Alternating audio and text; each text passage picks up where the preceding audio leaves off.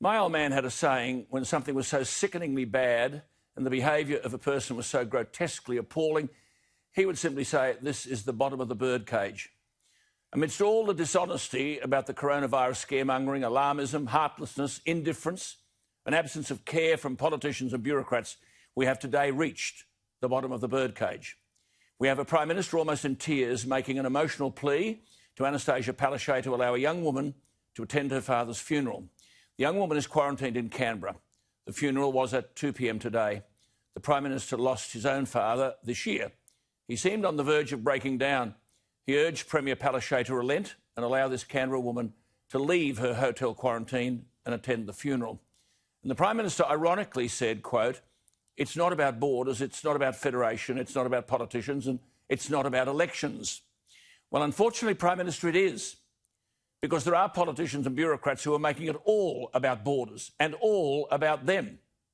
The Prime Minister said, to be fair to him, quote, "The only thing that matters today is that Sarah can be with her 11-year-old sister Isabel and her mother Myrna while they mourn the passing of their father and husband Bernard at Mount Gravatt." The Prime Minister said, quote, "That is the only thing that matters today." Anastasia Palaszczuk, who, as you know, I know well, I simply cannot believe what she's gone on with today. But Anastasia Palaszczuk, you have debased the office of Premier. She said she would not be bullied, nor will she be intimidated by the Prime Minister of this country. He contacted me, she said, this morning, and I made it very clear that it was not my decision. I made it clear I would pass his comments on to the Chief Health Officer, and it is her decision to make. So there you are. We now know who's running Queensland. This unqualified, and I stress unqualified, Jeanette Young. She became Chief Health Officer when the title didn't mean anything. She takes a whacking salary and behaves as if she runs the joint, and it's clear from today now that she does. Just before we go on, just listen to her explain today why she lets in AFL players and movie stars, but not grieving families. I've given class exemptions to people in the sporting industry for a whole range of codes because it's important that we start that work, but they all go into quarantine. I've given exemptions for people in entertainment and film because that's bringing a lot of money into this state. I mean, you just shake your head. The woman is clueless, absolutely clueless, and I'm telling you, unqualified for the job. The Health Minister's office at noon today confirmed that Sarah would be allowed to have a private viewing at the funeral home after the service, but she wouldn't be allowed to attend the service itself. The Prime Minister said the 26-year-old woman had applied for an exemption to travel to Queensland from Canberra. There have been no coronavirus cases in Canberra for more than 60 days. The 26-year-old wanted to see her father before he died of terminal cancer. He died. She had waited 20 days to hear about an exemption. So not only couldn't she see her father who was dying, she was also in quarantine and couldn't attend the funeral. Now, remember, 99% of these cases are mild, 26 years of age. Not one person her age has died from coronavirus in this country. The Prime Minister said of this young 26-year-old, and I quote, "She missed the opportunity to see her father before he died, and this is her last opportunity to say farewell to her dad." Now, all of us have been through that process. We know how important a day like today is. It is still fresh in my mind.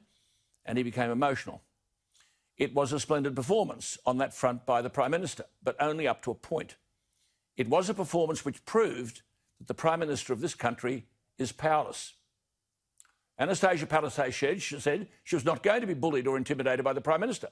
He wasn't trying to do either, Anastasia. He was trying to appeal to your innate decency, that's all. Anastasia Palaszczuk, can I say this to you? Slowly. I think your paternal grandparents were Polish. You've talked about your grandfather's experiences in World War II, where he was sent to work on a farm and there was a shed at the top of the hill.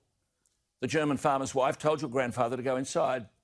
When he did, there was a table set up with bread and cheese and a glass of wine. She told your grandfather to eat and drink. He was starving, but he wouldn't. He thought it was a trick. The wife called her farmer husband, who also told him to eat. He thought if he didn't, they'd shoot him. He really thought they were about to kill him. He decided to take the risk. And Anastasia Palaszczuk, you once said, and I quote, "The experience gave Leo Palaszczuk the basic belief in the decency of most people." The basic decency of most people. Your grandfather, Anastasia Palaszczuk, fled Europe after World War II and ended up at the Wacol migrant camp in Western Brisbane. Premier, you now represent that electorate. Your grandfather was the beneficiary of basic decency. Yet despite all the luck and compassion that's been shown to your family, it looks as though the lust for power has removed your own sense of basic humanity and decency. What is worse, Premier, you're only a Premier in name. You said today, quote, "I'm very disappointed the Leader of the Opposition would come in here and ask a very personal and sensitive issue when the Leader of the Opposition knows it's not my decision." So there you are. In my old man's language, we've reached the bottom of the birdcage. This whole coronavirus business has been dominated by lies, dishonesty, misrepresentation, and now heartlessness, carelessness, cold-blooded, emotional and psychological bullying. That's what it is. But, Prime Minister, can I say this to you? Go to your department today and ask them to give to you, for your personal citing, emails which will express exactly the concerns which Sarah has expressed. The only difference is you've been made familiar with Sarah's predicament. I have a stack of them on my desk. There was a gentleman the other day with fewer than 5 weeks to live, but his sons couldn't visit him on his deathbed because, Prime Minister, you're running a national cabinet which has no empathy, no heart, no ability to walk in someone else's shoes. We're no better than the KGB. We're no better than North Korea and Vladimir Putin. And we have an elected Prime Minister of Australia today. I'm not being critical of him. His language was splendid. But he's proven today he's a Prime Minister without power. There was nothing he could do for Sarah. Yet there are thousands of Sarahs around this country, Prime Minister. Something has to be done. I'll tell you something, Prime Minister. Tomorrow's September 11. We know what that anniversary is about. A leading lawyer wrote to me yesterday, and his sentiments are relevant to today. He thanked me for what I've said about having a national advertising campaign to tell people the truth. And he said, and I quote, "The trust that government needs in a crisis has been absolutely incinerated." He went on, it's the September 11 anniversary on Friday. Imagine if we had a crisis now like that, where the public's trust was needed by government. Who would trust a single thing they were told by any tier of government now? Well, this is where the National Cabinet's belligerent, arrogant, uncaring, unthinking, dishonest, non-consultative behaviour, this is where it's brought us. Sarah now is a metaphor of a great problem. And that problem is the virtual collapse of democracy, which is meant to be government of the people, by the people, for the people, not government by arrogant, gutless and heartless politicians. No wonder Winston Churchill said, the best argument against democracy is a 5-minute conversation with the average voter. Prime Minister, you've had one such conversation today. Sarah speaks for all Australians. Government in this country today is a disgrace. What do you think? alan@skynews.com.au. And by the way, Sarah wasn't allowed in.